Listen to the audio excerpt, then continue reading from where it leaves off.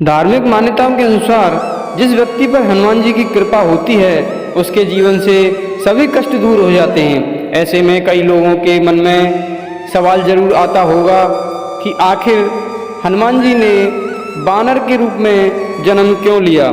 तो आइए जानते हैं इसके पीछे की वजह और इसके पीछे छिपी पौराणिक कथा। पौराणिक कथाओं के अनुसार माता अंजनी अपने पूर्व जन्म में इंद्रराज के महल की अप्सरा थी और उनका नाम पुंजिक स्थला था। वह रूप में आकर्षक और स्वभाव से काफ़ी चंचल थी और अपनी इसी चंचलता के कारण उन्होंने एक बार एक ऋषि के साथ अभद्र व्यवहार किया था। तब ऋषि ने क्रोधित होकर उन्हें श्राप दिया कि तुम अगले जन्म में बानरी का रूप लोगी। इस श्राप को सुनकर अप्सरा दुखी हुई और ऋषि से क्षमा मांगने लगी। फिर ऋषि ने उन्हें क्षमा करते हुए कहा कि तुम्हारा बानर रूप परम तेजस्वी होगा और तुम एक यशस्वी पुत्र को जन्म दोगी।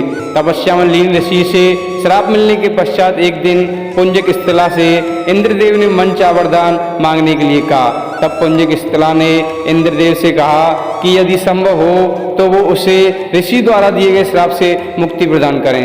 इंद्रदेव के पूछे जाने पर पुंजिक स्थला ने बताया कि मुझे प्रतीत हुआ कि वो ऋषि एक बानर हैं और मैंने उन ऋषि पर फल फेंकना शुरू कर दिया, परंतु वो कोई साधारण बानर नहीं अपितु परम तपस्वी साधु थे।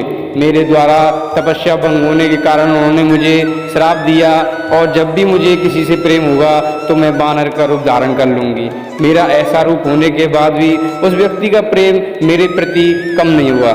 इंद्रदेव ने पूरा वृत्तांत सुनने के बाद कहा कि तुम्हें धरती पर जाकर निवास करना होगा। वहाँ तुम्हें एक राजकुमार से प्रेम होगा जो तुम्हारा पति बनेगा। विवाह के पश्चात तुम शिव के अवतार को जन्म दोगी और फिर तुम्हें इस श्राप से मुक्ति मिल जाएगी। इंद्रदेव के वचन सुनकर पुंजिक स्थला अंजनी के रूप में धरती पर निवास करने लगी। उसे वन में एक बार एक युवक दिखा जिसकी ओर वो आकर्षित हुई। जैसे ही उस युवक ने अंजनी को देखा, अंजनी का चेहरा बानर का हो गया। अंजनी ने युवक से अपना चेहरा छुपाया।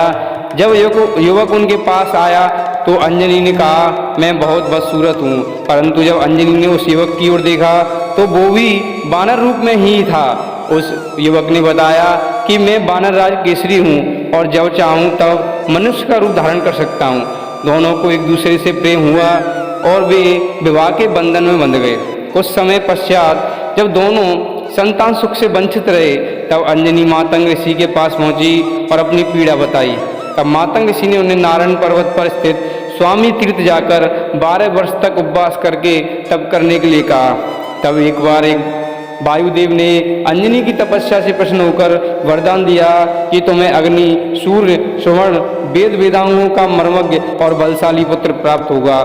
यह वरदान प्राप्त होने के पश्चात वे शिव जी की तपस्या करने लगी। तब शिव जी ने प्रसन्न होकर उन्हें वरदान मांगने के लिए कहा। तब अंजना ने ऋषि द्वारा मिले श्राप के विषय में बताते हुए कहा कि श्राप से मुक्त होने के लिए मुझे शिव के अवतार को जन्म देना है, इसलिए कृपया आप बाल रूप में मेरे गर्भ से जन्म लें। शिव जी ने अंजनी को आशीर्वाद दिया और अंजना के गर्भ से बजरंगबली के रूप में शिव जी ने जन्म लिया।